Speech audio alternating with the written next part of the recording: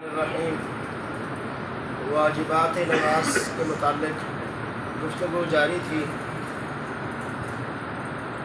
Number 4 پہ تھا قرات کے لیے فرض کی پہلی 2 رکعتوں کو متعین کرنا، اور نمبر 5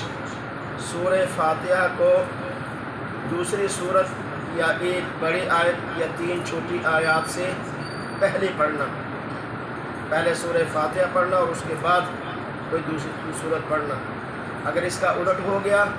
تو سیدھا ساو لازم آئے گا۔ نمبر 6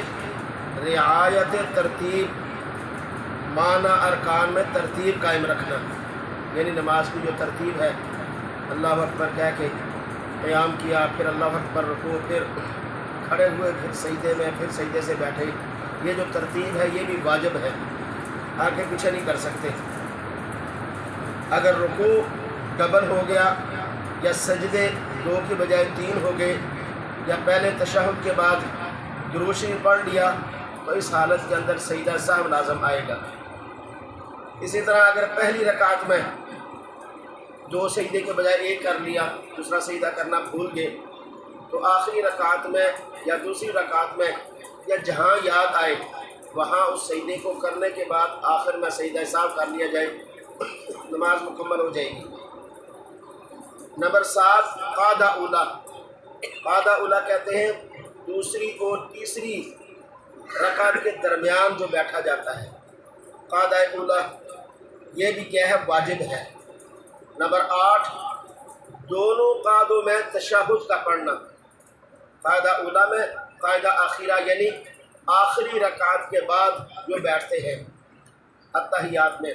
تو یہاں التحیات سے لے کر عبدہ و رسول تک اتنا پڑھنا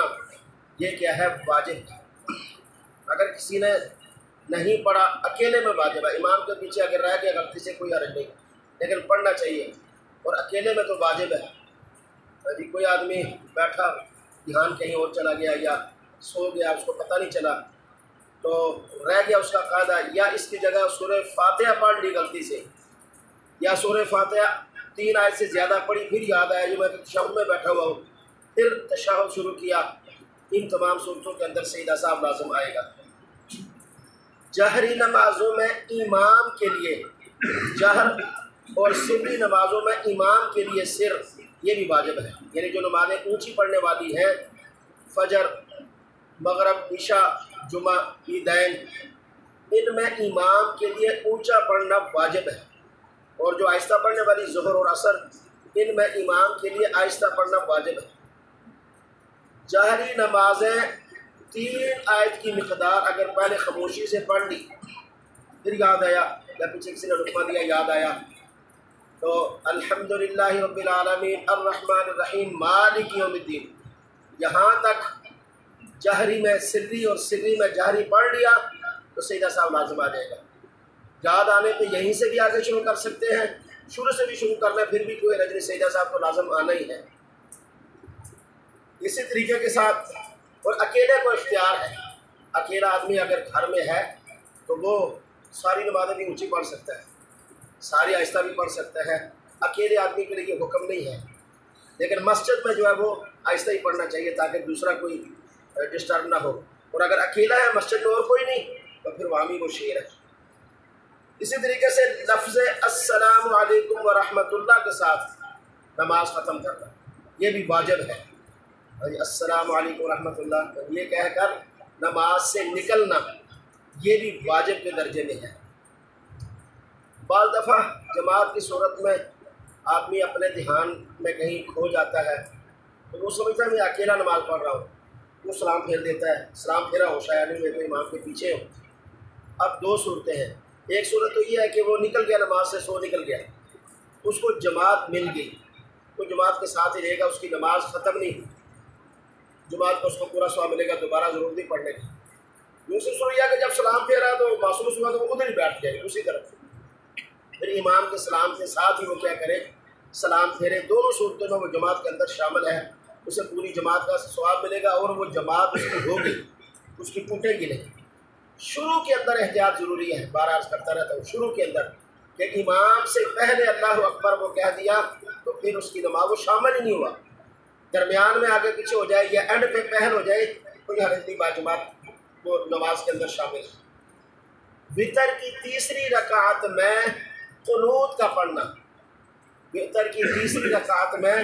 قنوت کا پڑھنا یہ بھی کیا ہے؟ عند الاحناف واجب ہے۔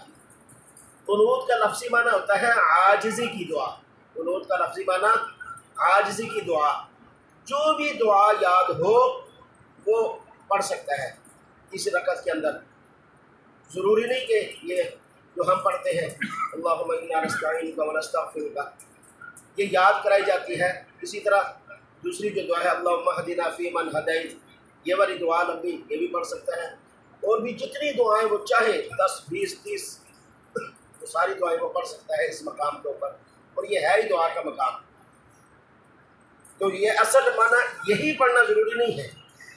اور یہ بات ذہن میں رکھیں کہ جس کو یاد نہیں وہ قل اللہ سے کام نہیں چلا سکتا۔ بعض کہتے ہیں یاد نہیں، چلو نہیں دیر قل اللہ پڑھ لیے، دسنے والے کہتے ہیں ٹھیک ہے پڑھ لو۔ قل ہو اللہ دعا نہیں ہے،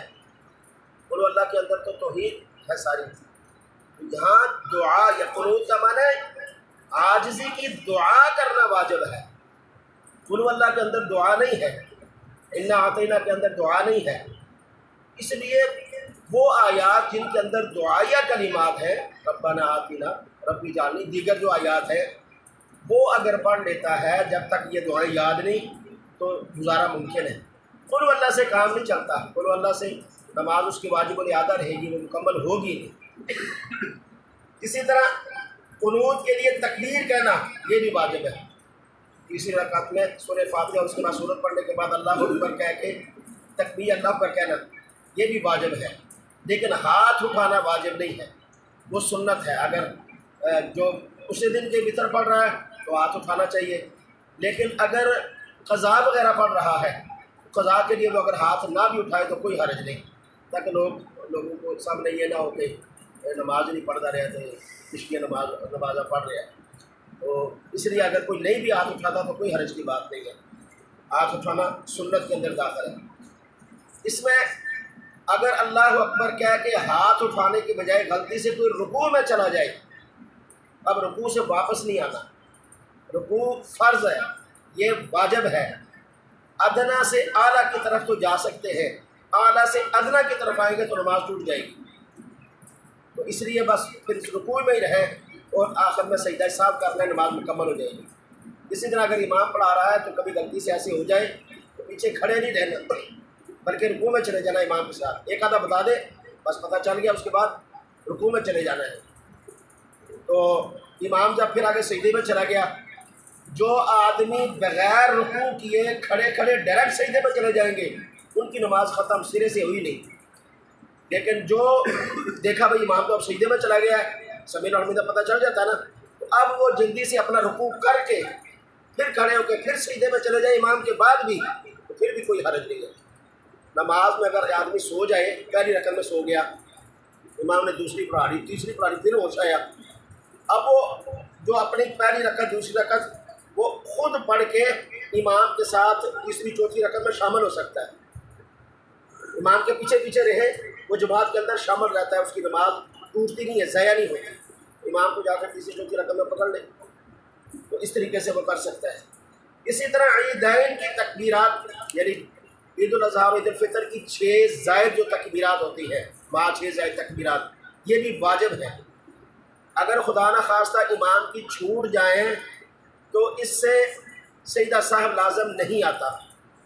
اس لیے کہ عید کے موقع پر رش زیادہ ہوتا ہے، ہوتے بس لوگ یہی انتظار کرتے ہیں امام سلام پھیرے سے، وہ امام سلام پھیرتے ہیں، لوگ بعض دفعہ اٹھ جاتے ہیں، بعض دفعہ چوکڑی مار کے سیدھے ہو کے بیٹھ جاتے ہیں، تو اس رش کی وجہ سے سجدہ صاحب لازم نہیں آئے گا، بغیر سجدہ صاحب کیے بھی امام نماز مکمل کر لیتا ہے، درست ہوگی۔ اللہ ہمیں عمل کی توفیق عطا فرمائے۔